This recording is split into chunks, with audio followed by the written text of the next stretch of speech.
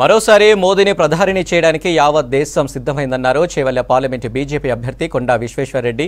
ప్రచారంలో భాగంగా రంగారెడ్డి జిల్లా రాజేంద్రనగర్ నియోజకవర్గం నార్కుడ గ్రామంలో తెలంగాణ ఉద్యమకారులను కలిశారు. దేశవ్యాప్తంగా కులమతాలు ప్రాంతీయ భేదాలకు అతీతంగా ప్రజలంతా బీజేపీకి మద్దతు పలుకుతున్నారన్నారు. రాష్ట్రంలో ఆయుష్మాన్ భారత్, ఫసల్ బీమా, ప్రధానమంత్రి ఆవాస్ యోజన పథకాలు అమలు చేయలేదన్నారు.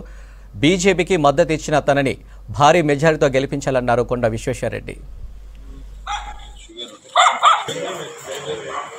కూడా మోడీ మోడీ మోడీ అంటున్నారు.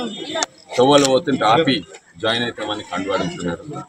ఎంతోమంది సర్పంచ్లు ఇంతకుముందు ఎట్లుండే అంటే ఒక సర్పంచ్ జాయిన్ అయితే సర్పంచ్ కింద 100 మంది ఆ గ్రామ యువకులు ప్రజలు జాయిన్ అవుతుంది. ఇప్పుడు ఉల్టా యువకులు జాయిన్ అయితే ఇక బలవంతంగా సర్పంచ్ జాయిన్ అయ్యే పరిస్థితి వచ్చింది.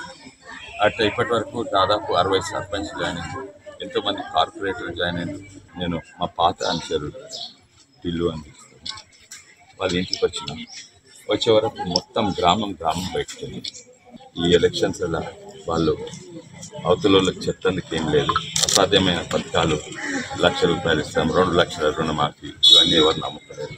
అందుకే అవతల మీద బురదసలాలి, ఫేక్ వీడియోలు తయారు చేయాలి, మార్ఫింగ్ వీడియోలు అండ్ మా మీద వ్యక్తిగతంగా దాడులు దూషణలు చేయాలి. ఏం లేదు. జీవంగి అనే గ్రామం అటు మూల తాండూరు అవతల అక్కడ మొత్తం ఊరు అంటే 500 మంది